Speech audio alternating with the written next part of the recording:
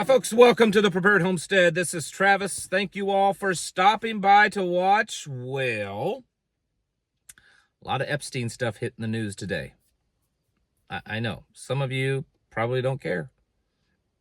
Some of you think it's a big deal, but probably think that it's never going to actually amount to anything.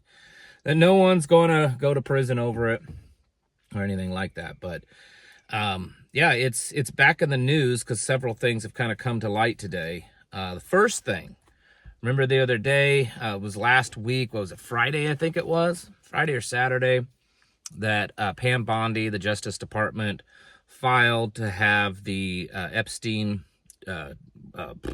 transcripts for the, good gracious, my mind just went blank, the grand jury transcripts, have those unsealed. I said then that it was very unlikely that that would happen. Grand jury transcripts are always sealed, and it's very rare, only under very special circumstances are they unsealed.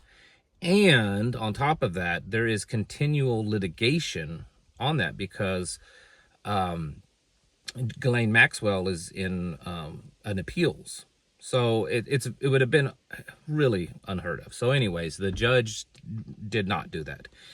He refused to release those, to unseal them. So the big buildup of last week on social media and all the influencers and everything, oh, see, it's going to happen. It's going to happen. No, it didn't happen.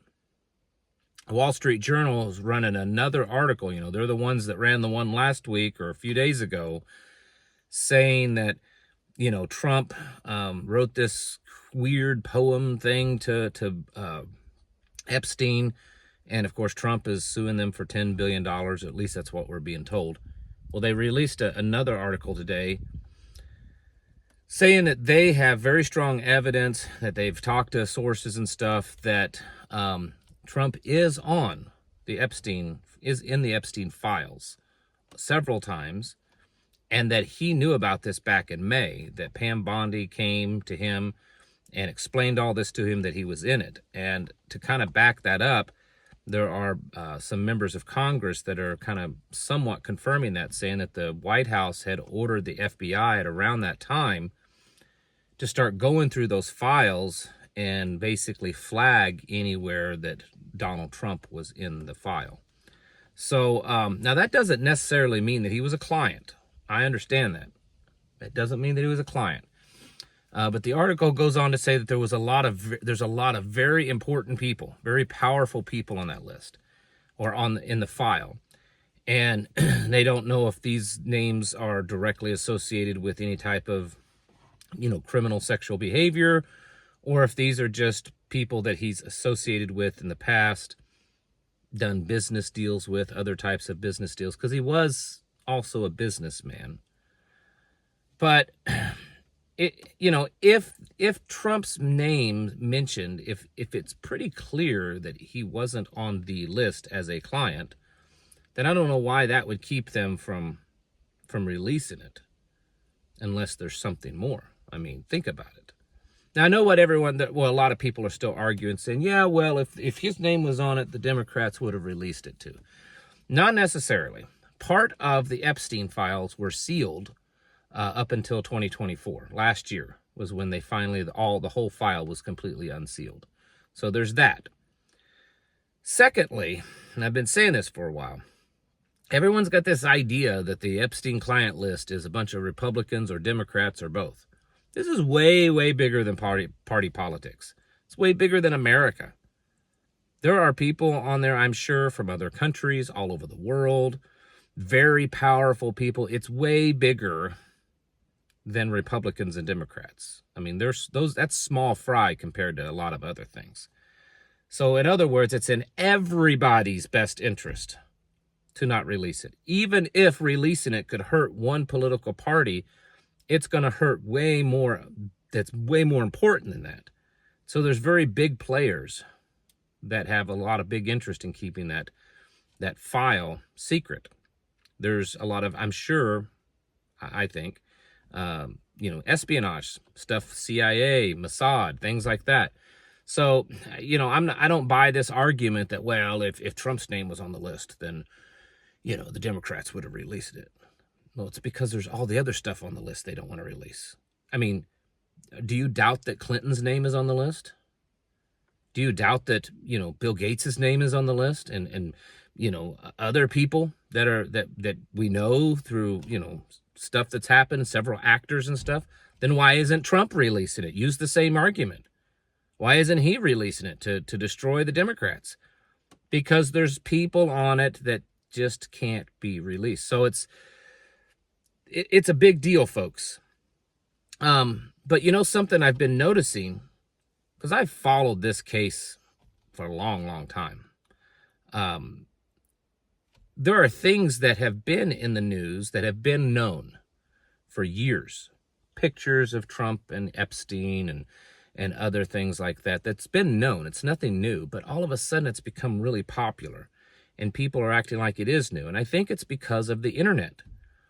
Before COVID, social media and the internet was used, but not as heavily as it is now.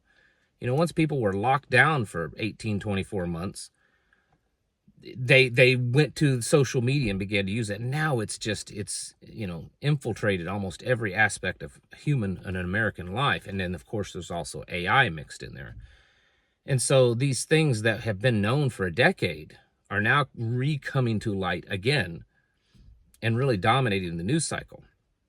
Now, here's the deal. As much as you want to say it's not a big deal,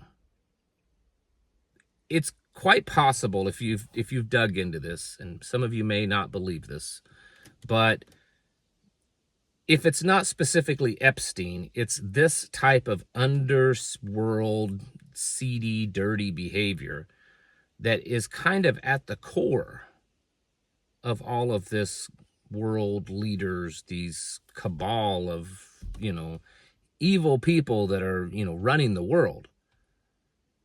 This is kind of like the part of the key to that. And that's why it's important. That's why many people have believed that it was important for this to be released. And now they're not. They're doing everything they can. Every possible thing they can. I mean, House of Representatives,